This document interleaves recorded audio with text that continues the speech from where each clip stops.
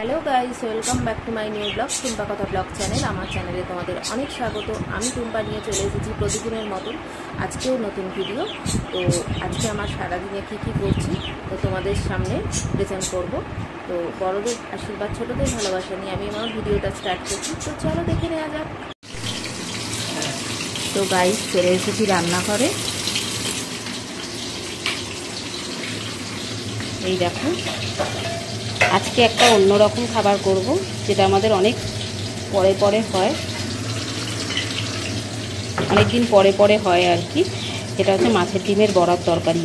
মানে এইটা ভাগ ভাগ করা আছে কেন বলো তো? এইটা হচ্ছে মানে একটা টক হবে বড়ার, আর একটা হচ্ছে পেঁয়াজ দিয়ে ঝাল হবে, তার জন্যই মা ভাগ ভাগ করে রেখেছে।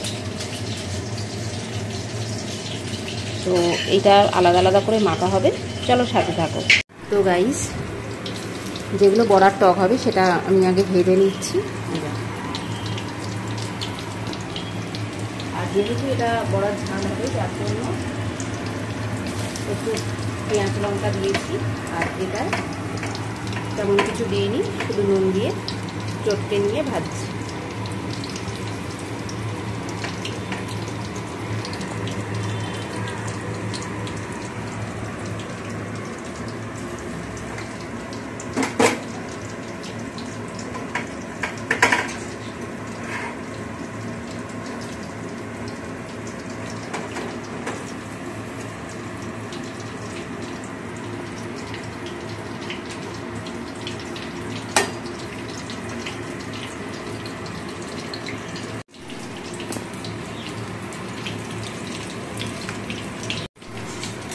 তো এই দেখো, টকের বড়াগুলো মোটামুটিভাবে ভাজা হয়ে গেছে।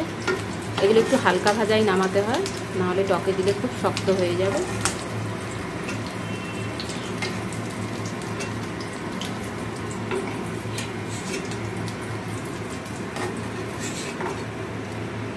তো হয়ে গেল আমাদের টকের বড়া।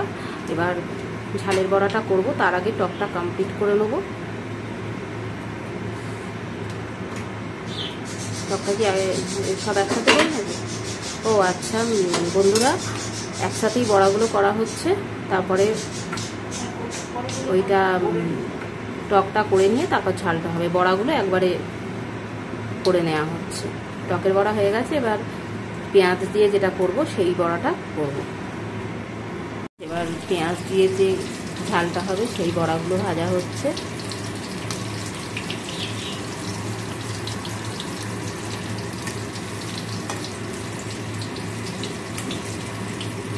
তো বড়ার যেটা ঝাল হবে পেঁয়াজ দিয়ে, তো সেইটা করে ফেলছি আগে।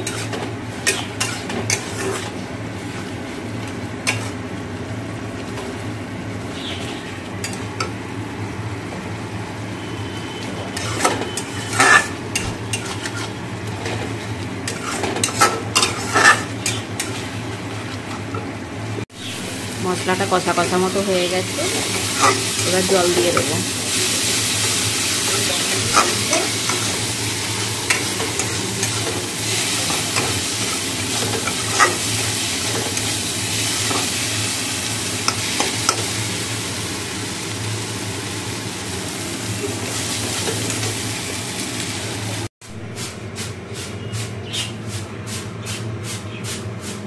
তো মাছের ডিমের ঝালটা আমার রেডি হয়ে গেছে, এবার টকটা বানাবো।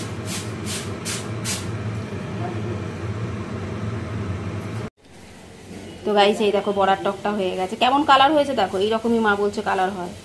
তা তোমরা যদি এর থেকে ভালো কালার করতে পারো তো কমেন্টে জানিও আমাদের। তো গাইস, আজকের ভিডিওটা আমি এখানেই শেষ করছি।